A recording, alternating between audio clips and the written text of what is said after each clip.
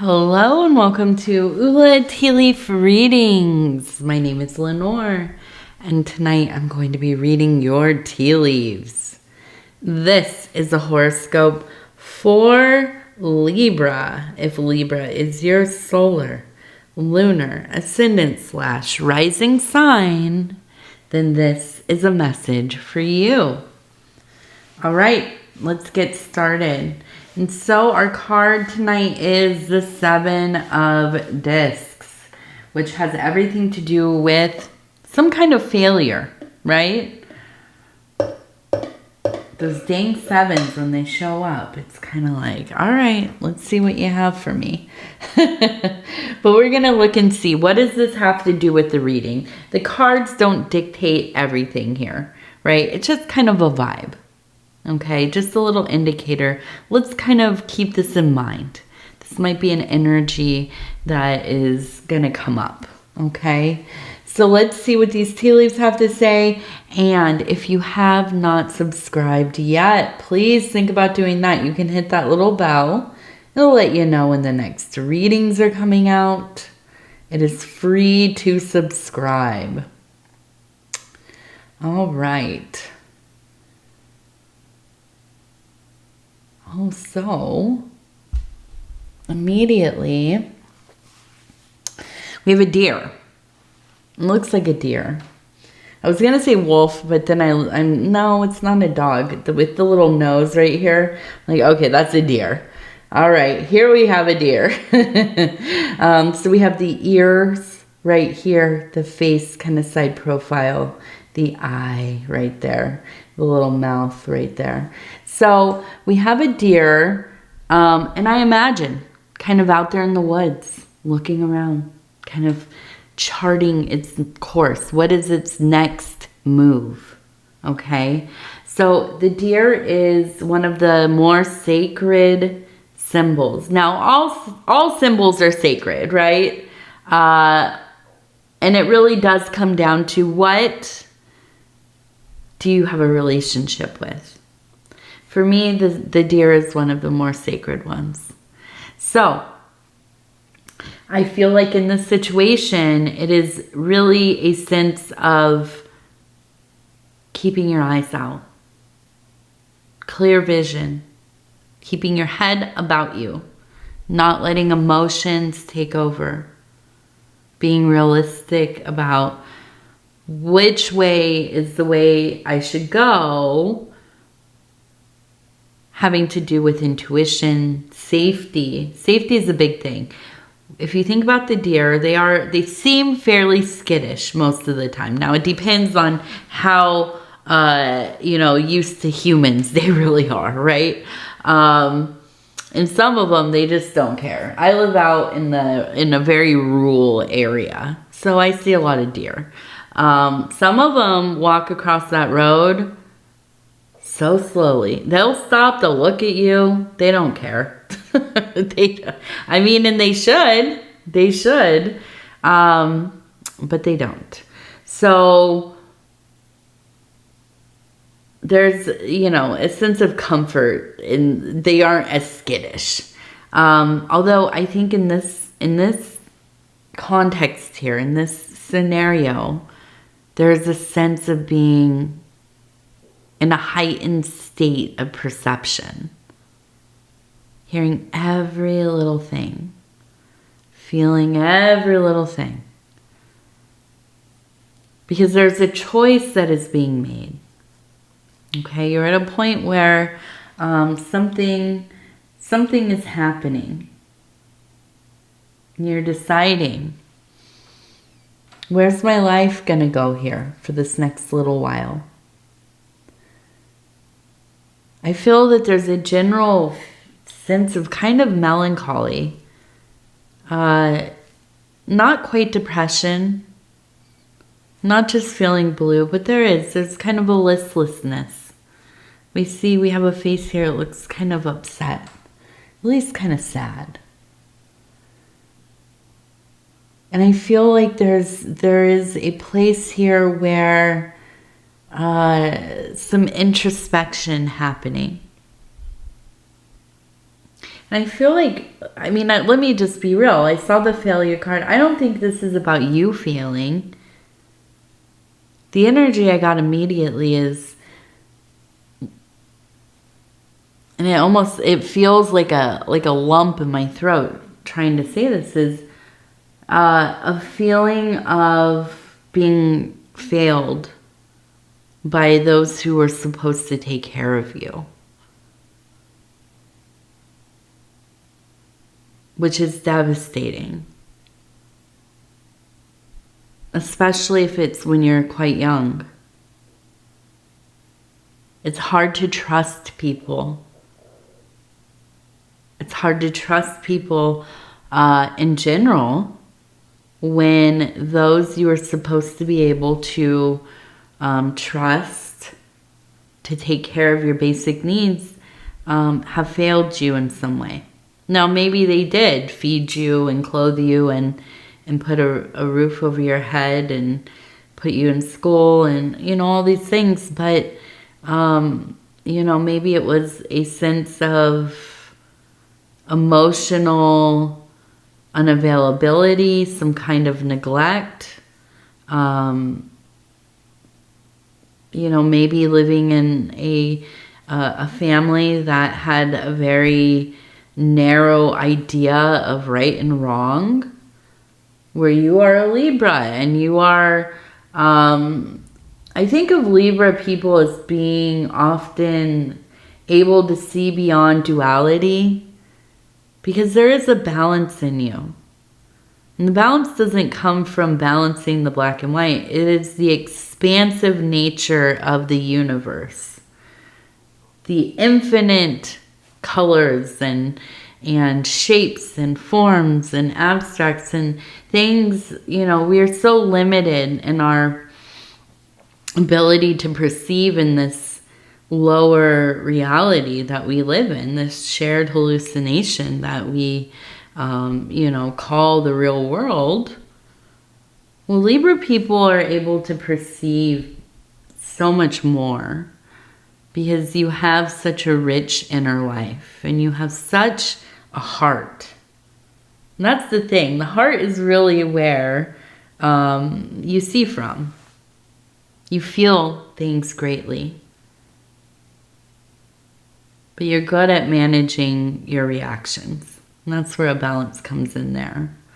But to live in a family and a life, to come up in a community that is very limiting, can be like, you know, such a blow to the soul. Very lonely until you can get out into the world yourself. So I feel that there's a sense of feeling quite failed. And maybe rightfully so. You know, it might be that, yes, you were.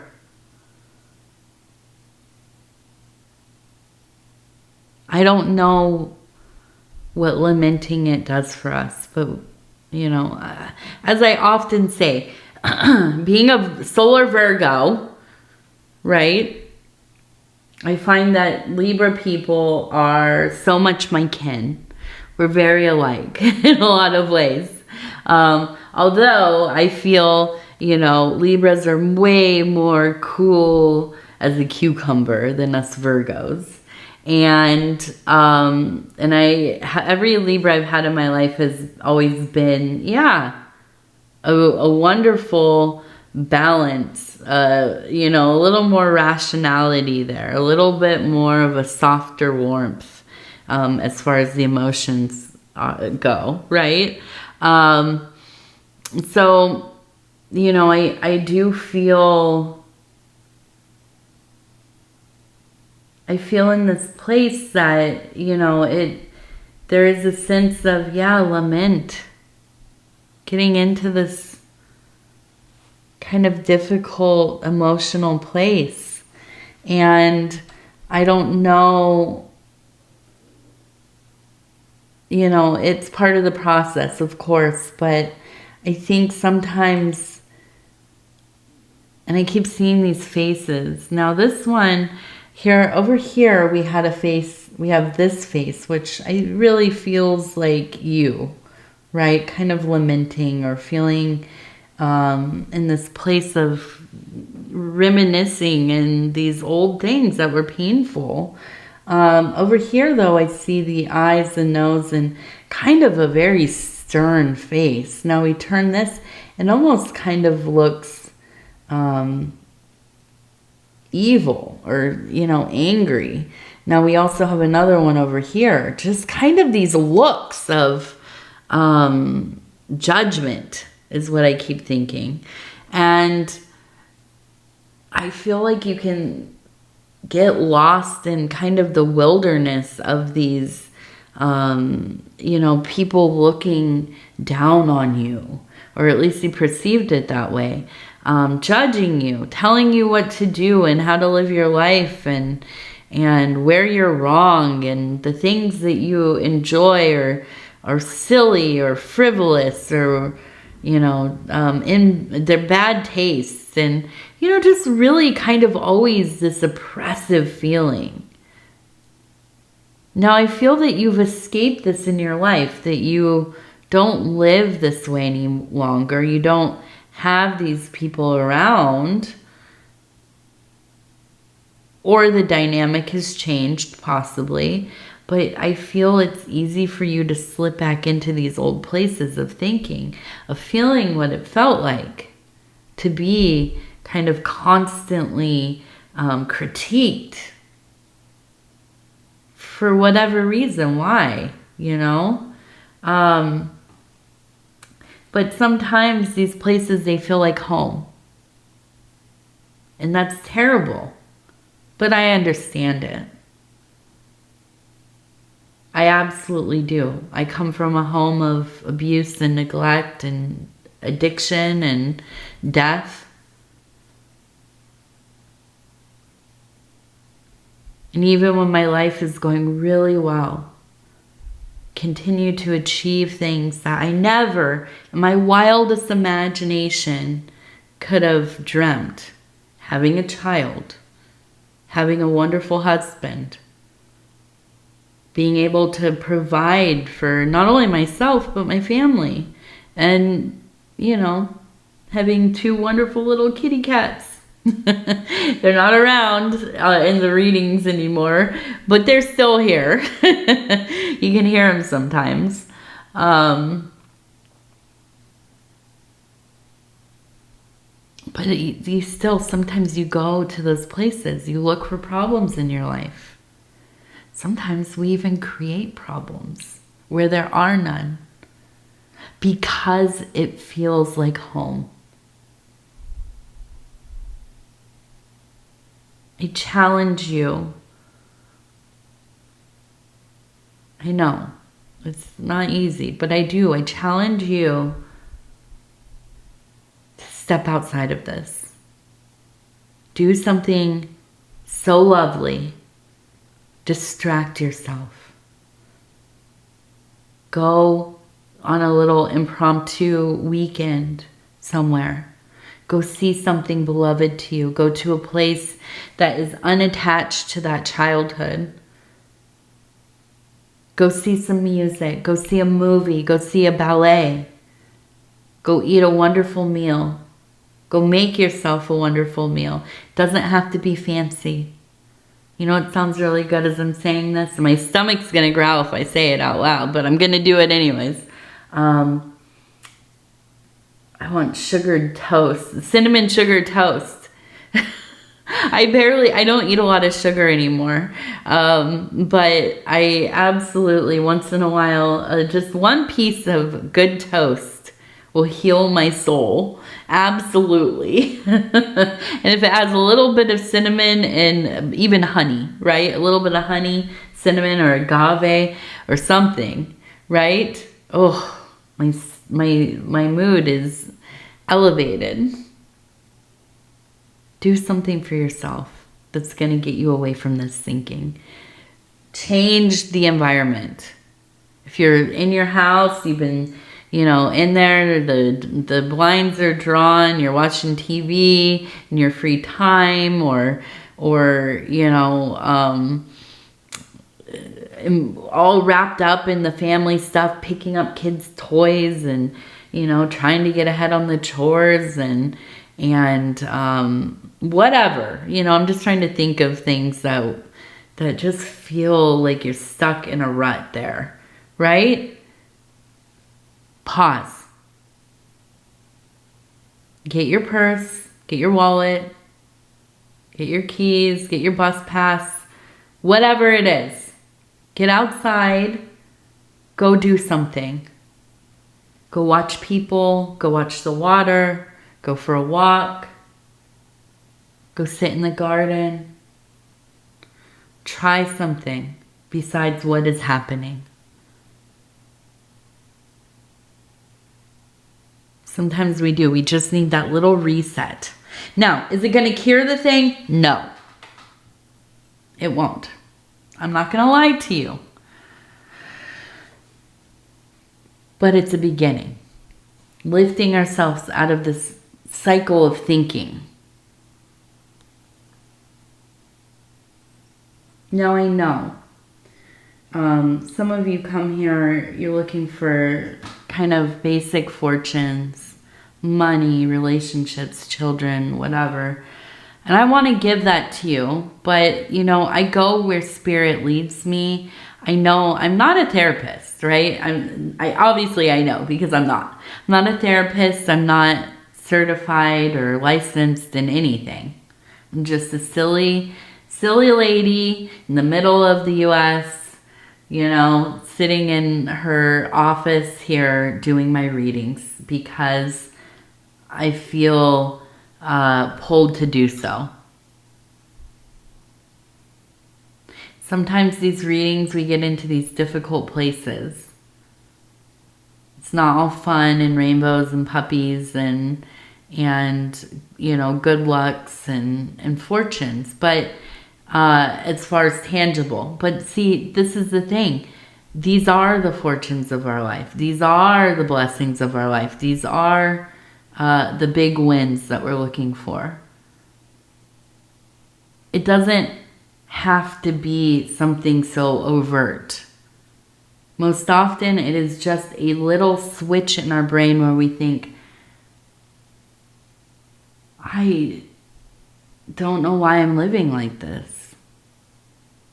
I don't like feeling like this. I need to do something here. I don't know what to do. I don't know who to talk to about it.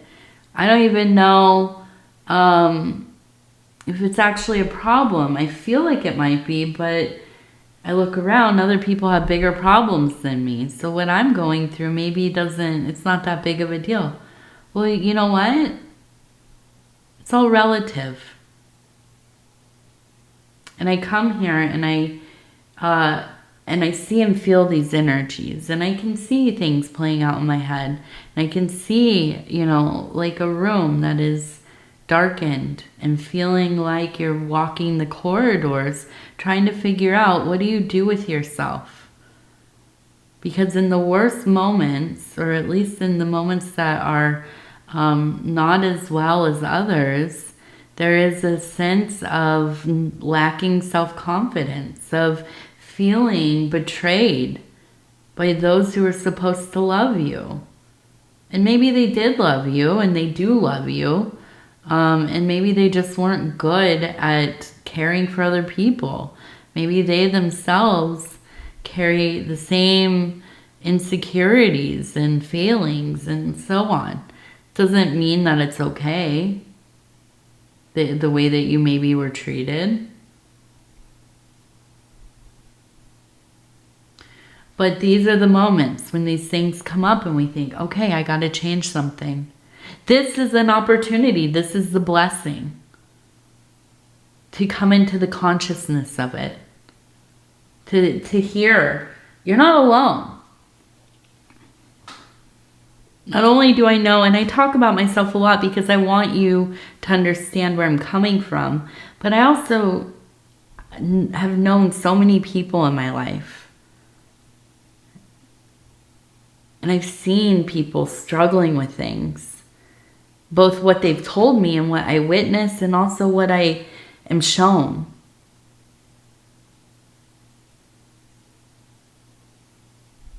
And the thing I know about life, about people, is that we can be so very lonely, and we can be so very isolated in our thinking.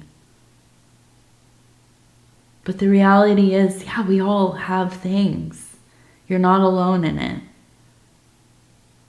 And it's a blessing to be able to know, to feel yourself and think, yeah, something's got to change here. And I have this moment of courage, this moment of clarity, that I am looking for some kind of sign or somebody to tell me it's okay, I'm going to be okay, and I'm going to be able to do something here. I'm going to be able to change the way that I feel, the way that life feels. You are.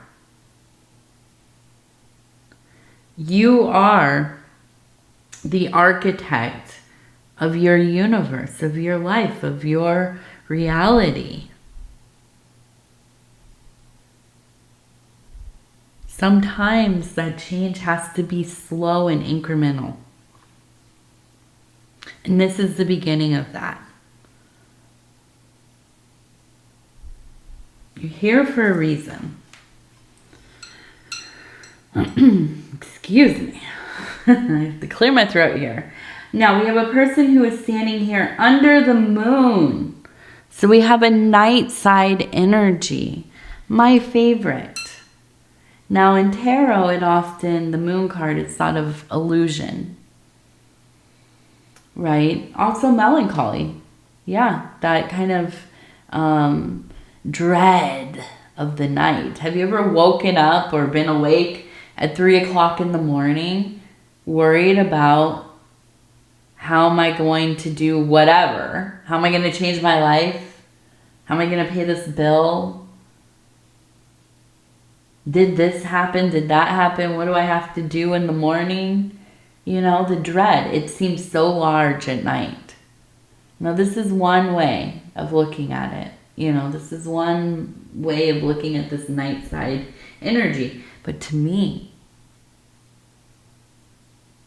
even though I'm usually up very early in the morning and become a morning person, I truly dwell in the nights. This is where I feel my freedom. This is where we can move unseen.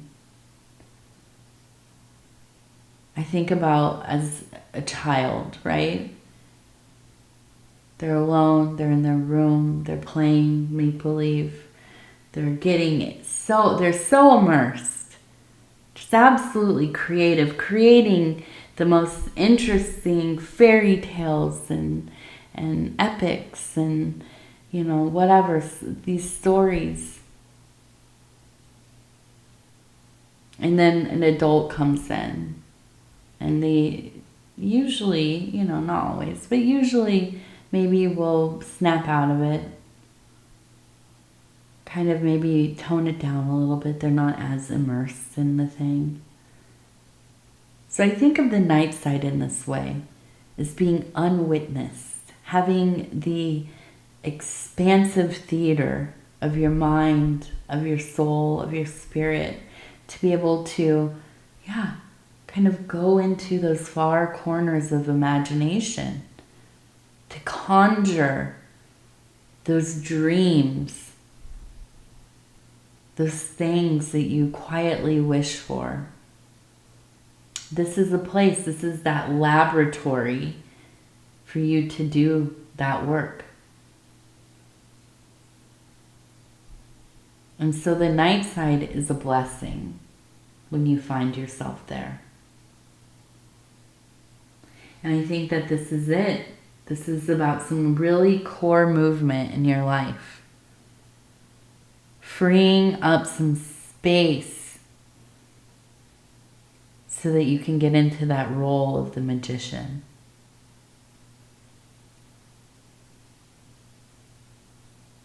creating magic.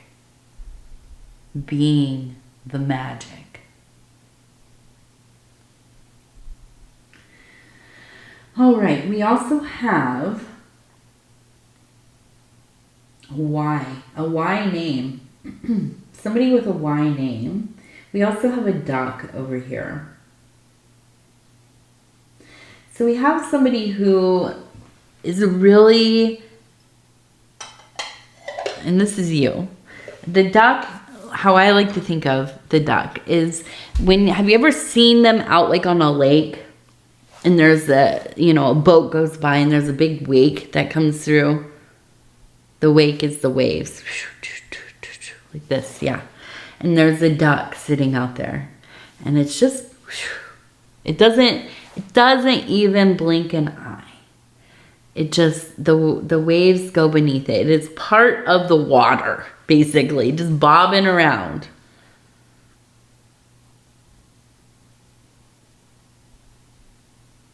You are so resilient. You are so good at going with the flow of things. It's like when you're in the water and you're floating, right? And all of a sudden you feel something or the current gets a little stronger or whatever and you start to panic, right? Flail around, grabbing for whatever, something, anything. That's when you're at risk for drowning, right? Getting pulled under or getting exhausted, running out of energy. Now, I grew up swimming in the river a lot, almost my whole childhood. When it was warm outside, I was either at the lake or the river. The American River was that, and the Feather River. Those were my two big ones in Northern California. I'm from Sacramento, so I spent a lot of time on the American River. And the further you go up towards the foothills into the mountains, that water is, treacherous. I mean, it is really wild up there. And so I learned from a young age that if you are in the river and you get swept, right, you kind of get pulled by the current, right? You don't want to hit the rocks. But if you're going to fight against that current, against the rapids, that's how people get taken and they disappear under the water and you don't find them. You have to kind of just let it take you. And at some point, hopefully pretty quickly, you find a place where there is some calm water. You'll come up, you pull yourself out of the river. Now, this isn't always the case, of course. Listen, please be careful in the waterways. But it is. I learned from an early age, sometimes you have to go with the flow, even if it is so scary. And it is. It is scary to go into that water and get pulled. It's happened to me more than once on kayaks, on tubes, swimming. It's just, it can be very scary. But you learn. You just surrender to it.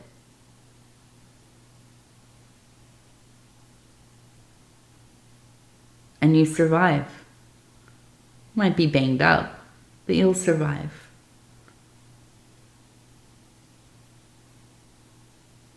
So you're good at this.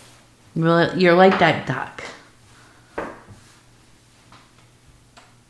You're good at making the best of what's going on. You're good at doing something with it. You don't squander what's around you.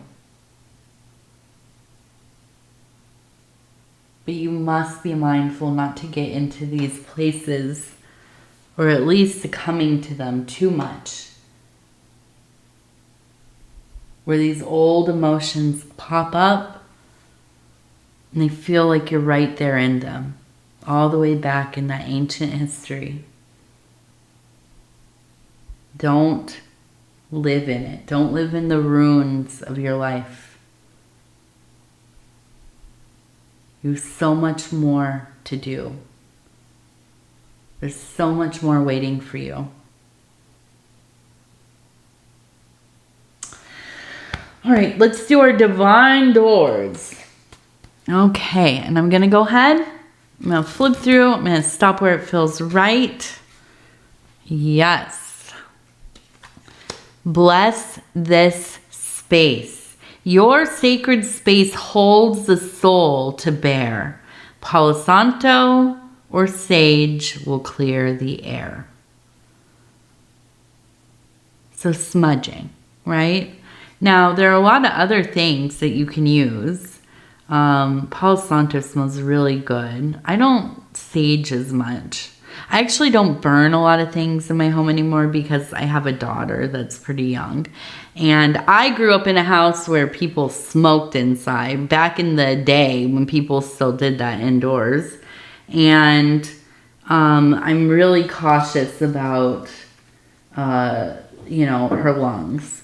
And so there are other things that you can do as well. You can use a clearing bell. I know Paul, the other day, shout out to my husband over at Dove and Serpent Tarot. I forgot that he uses a bell in his readings.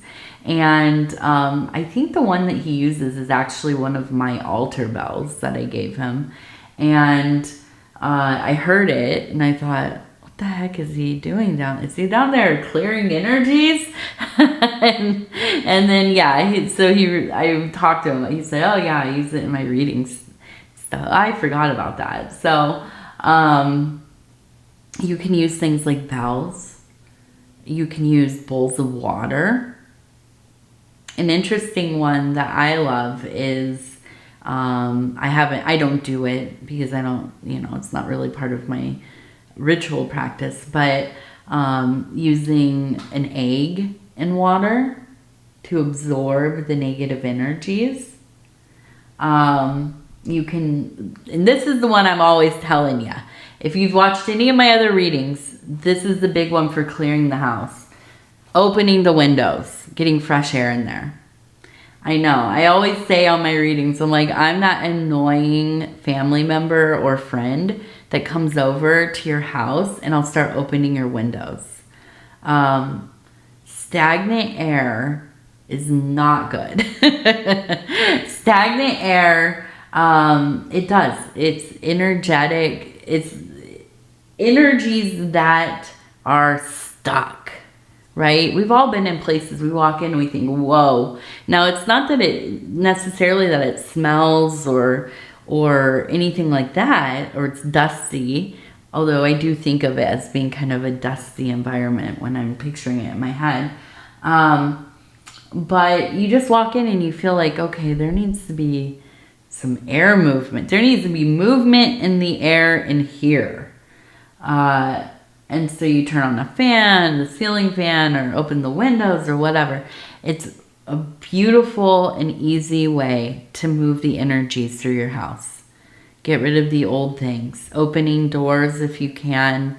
I know we have a lot of bugs here, so I can't leave the doors wide open. But yeah, those, you best believe if it's cool enough or warm enough, it's in that, place where it's comfortable and I have my windows open immediately. So that's a good, if you don't burn things or you don't have access to some of these kind of formal cleansing tools that people use. Yeah, do the air. It works. It helps. Okay, Libra, I'm going to go ahead and tell you I love you because I do, and I thank you so much for spending this time with me. It is always such an honor to be able to bring these messages to you. And if you would be so kind as to like the video, it really does help the channel. And if you have not subscribed yet, please think about doing that. You can hit that little bell. It'll let you know when the next readings are coming out. It is free to subscribe. And if you'd like to leave a comment, please do. I'd love to hear from you. All right. With that, I will say again, I love you. Take care of yourself, and we'll talk real soon.